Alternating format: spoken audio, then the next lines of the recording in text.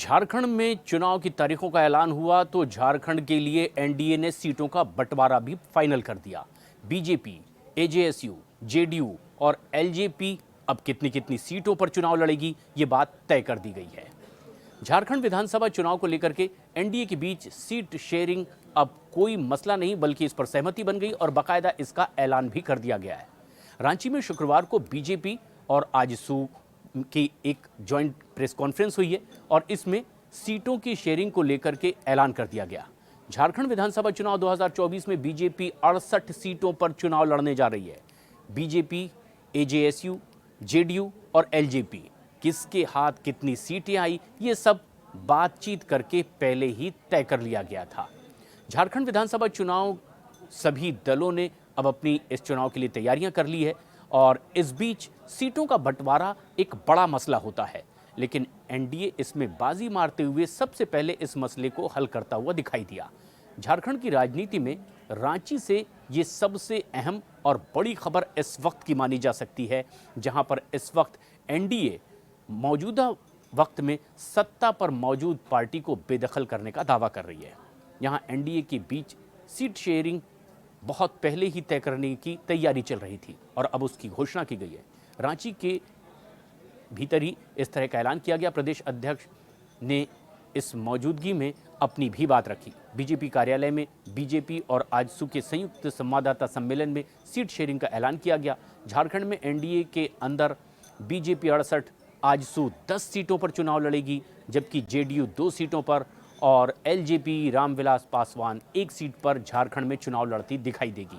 तो इस तरह से एनडीए के भीतर सहयोगी दलों के उन सीटों के बंटवारे का फॉर्मूला तय हुआ है।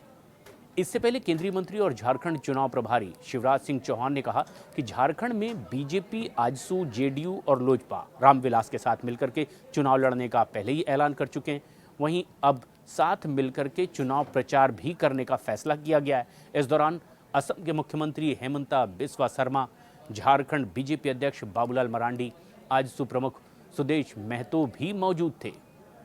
आजसू जिन 10 सीटों पर चुनाव लड़ेगी वो बेहद अहम सीटें सिल्ली, जुगसलाई, गामिया रामगढ़, लोहरदरिया, इसके अलावा इचड़गढ़, मांडू, डुमरी, मनोहरपुर, ऐसी कई अहम सीटें हैं जो उनके पाले में गई है।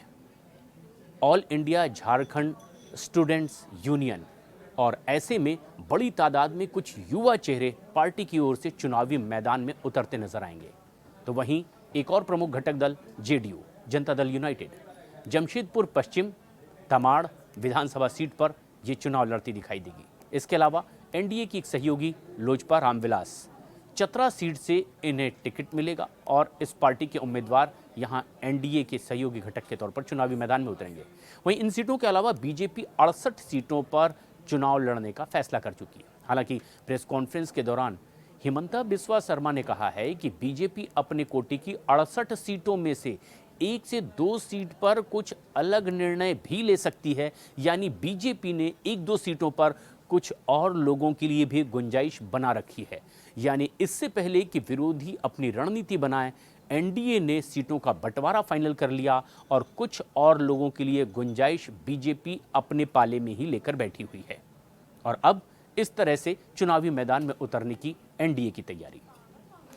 इस बेहद अहम खबर पर क्या है आपकी राय, हमें कमेंट्स करके जरूर बताएं।